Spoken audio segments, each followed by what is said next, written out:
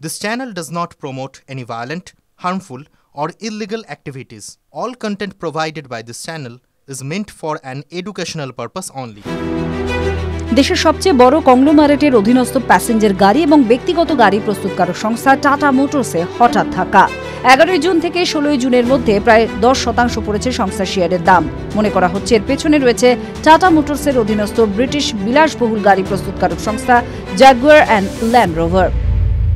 সম্প্রতি ব্রিটিশ সংস্থা Jaguar and land rover 2025-26 অর্থবর্ষের জন্য তাদের কর আর সুদ পূর্ববর্তী আয়ের মার্জিনের 10% থেকে কমিয়ে 5.7% করেছে।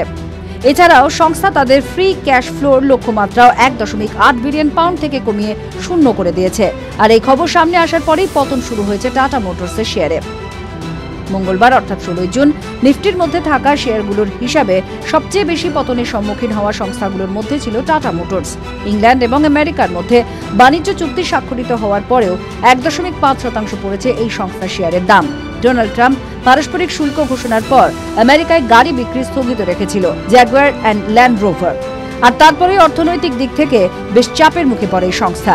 আর তার জেরেই চাপে পড়ছে আমাদের টাটা মোটরস।